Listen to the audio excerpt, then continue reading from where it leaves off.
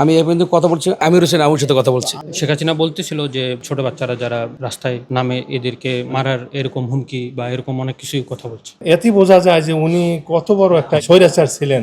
দর্শক, আমরা এই মুহূর্তে রয়েছি শেখ হাসিনার অফিস রুমে। এখানে লেখা আছে যে মূলত এখানে বসেই তিনি হত্যাকাণ্ড, গুম ও লুটপাটের পরিকল্পনা ও নির্দেশ দিতেন।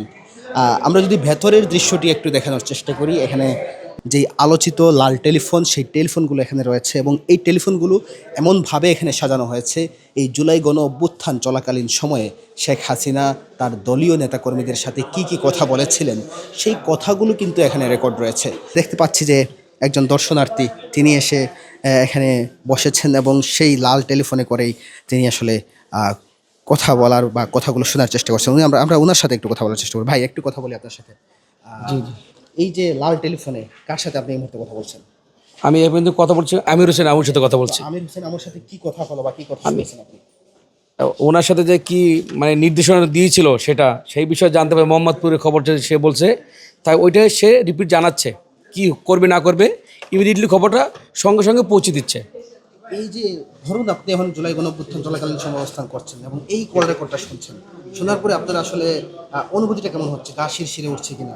হ্যাঁ, ডেফিনেটলি এটা তো ওঠার কথাই। কারণ যে মনে করেন যে যা আমরা বাইরে থেকে দেখি আসলে কিন্তু সব কিছু তা না, ভিতরে তার চেয়ে বড় কঠিন। যা ভিতরে না আসলে আমরা বুঝতেই পারতাম না, এইসব তথ্য ভিতরে না জানলে আমরা জানতে পারতাম না যে এত কিছু হয়েছে কি না হয়েছে। সাবেক স্বৈরাচার প্রধানমন্ত্রী হাসিনা ইনুকে একটা কল করলেন, কল করে বললেন যে ইনু কি অবস্থা। ইনু বললেন যে আমি যেটা মনে করতেছি ঢাকা শহরে আরো জোরালোভাবে কার্ফু দেওয়া দরকার এবং মাইক নামানো দরকার যাতে জনগণ ভয় পেয়ে চলে যায়। ইনু তাকে একটা বুদ্ধি দিচ্ছে। মানে এতেই বোঝা যায় যে উনি কত বড় একটা স্বৈরাচার ছিলেন।